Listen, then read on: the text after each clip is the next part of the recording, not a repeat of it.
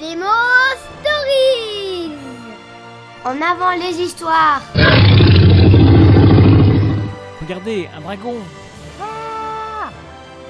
Noah, à quoi on joue? Aujourd'hui, on va jouer à la grotte des Corrigans. Ouais! Il y a très longtemps, dans un petit village, vivait Armel, un pauvre musicien. Avec sa guitare, il donnait beaucoup de joie aux passants, mais les temps étaient durs. Ils gardaient leur argent pour des choses nécessaires et se trouvaient fort peu généreux vis-à-vis du pauvre musicien. À tous les repas, Gwen, la femme du musicien, ne pouvait pas préparer mieux qu'une soupe composée d'eau chaude, avec de minuscules morceaux de pain flottant au milieu du chaudron. Et ainsi, les jours se succédaient sans que rien ne s'améliore. Armel était effondré. Mais par un soir de tempête, on frappa à la porte. Les enfants étaient terrorisés. Mais qui c'est la petite bien-être à cette heure? Armel ouvrit la porte. Il reconnut la vieille Catel. Au village, tous la craignaient. Certains même disaient que c'était une sorcière. Armel, plus généreux que Froussard, la fit entrer. Bonsoir, Catel. Venez donc vous réchauffer dans notre maison. Tu es bien le seul à m'accueillir. Personne avant toi n'a voulu ouvrir leurs portes. Allez, Saïg, donne donc un bol de soupe à Catel. Quand Catel embrassa Saïg, les enfants poussèrent un cri de peur que la sorcière ne dévore leur grand frère.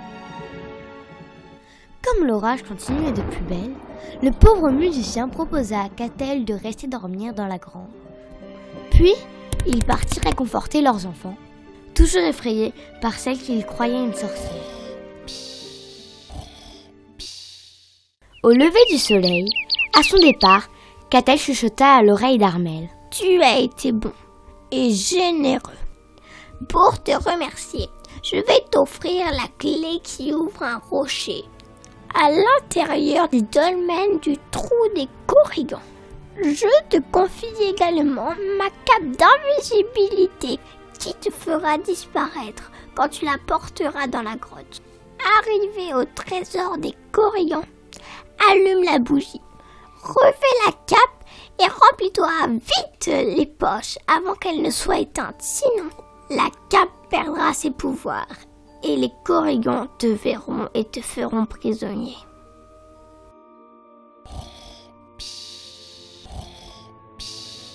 Armel se précipita réveiller Gwen et lui dit: « Ce soir, je serai riche. Je cours chercher le trésor des Corrigans. » À la tombée de la nuit, Armel sortit du village et traversa la lande pour arriver au dolmen du trou des Corrigans.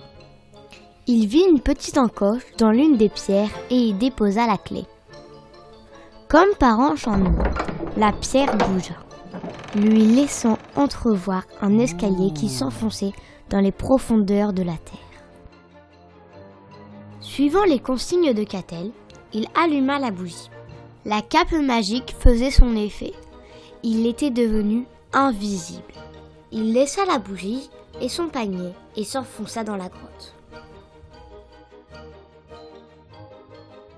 Au bas de l'escalier, Armel n'en crut pas ses yeux. Il fut ébloui par une lumière brillante. Il découvrit des paniers remplis d'or et de pierres précieuses. Des petits êtres étranges s'affairaient autour du trésor. Il s'agissait des Corrigans.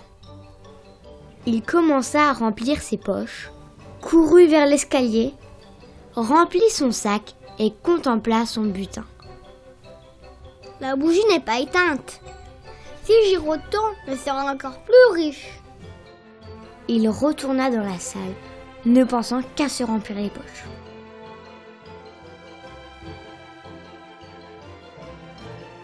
Soudain, un Corrigan se mit à crier.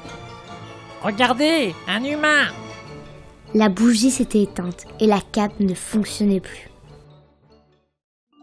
Au voleur, ta punition sera terrible. Malgré le vacarme, une voix de femme se fit entendre. Délivrez-le. Armel reconnut la vieille Catel. Elle avait troqué ses habits contre une tenue d'apparat. Vous êtes leur reine? Oui, Armel.